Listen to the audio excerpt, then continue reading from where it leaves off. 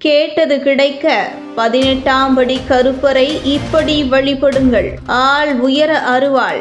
பிறகு நடப்பதை நீங்களே பாருங்கள். 18ஆம் படி கருப்பருக்கு உருவம் இல்லை. கதவுகள் எப்பொழுதும் மூடப்பட்டுதான் இருக்கும். வருடத்தில் 2 முறைகள் மட்டுமே திறக்கப்படும்.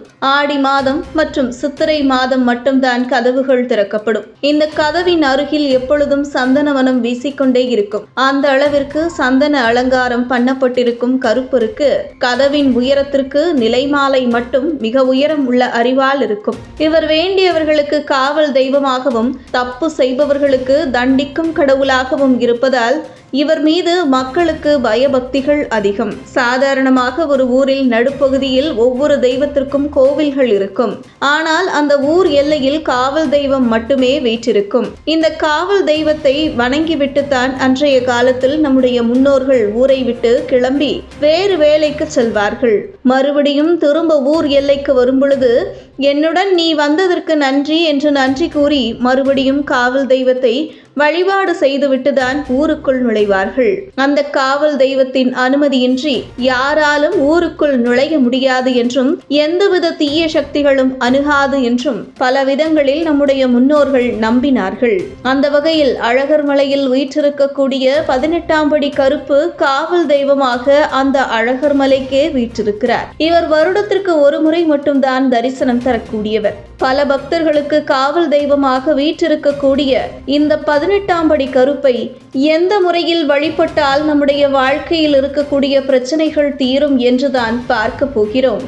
எந்த பிரச்சனையாக இருந்தாலும் அந்த பிரச்சனை தீர வேண்டும். குடும்ப உறவுகள் வலுவடைந்து ஒற்றுமையுடன் மகிழ்ச்சியாக வாழ வேண்டும்.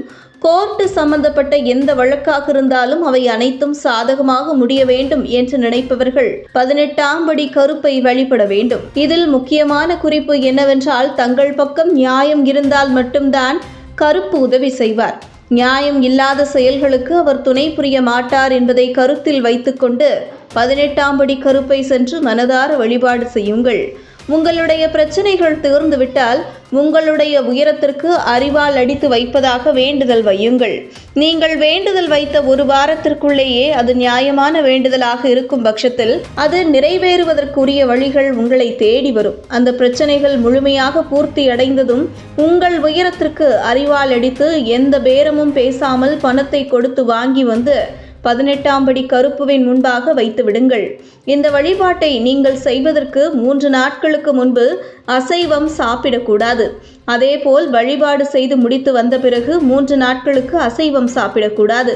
அத்துடன் நீங்கள் கருப்புசாமி கதவிற்கு நிலைமாலை வாங்கி சாற்றி சந்தனம் அலங்காரம் செய்து கருப்பரை வழிபட்டால் நீங்கள் நினைத்த காரியம் நினைத்தபடி நடக்கும். மதுரையில் உள்ள 18ஆம் படி கருப்பரை குலதெய்வமாக வழிபடுபவர்களும் உண்டு, இஷ்ட தெய்வமாக வழிபடுபவர்களும் உண்டு. ஆக மொத்தத்தில் அவரிடம் போய் நியாயமான வேண்டுதல் வைத்தால் விரைவில் நிறைவேற்றி தருவார்.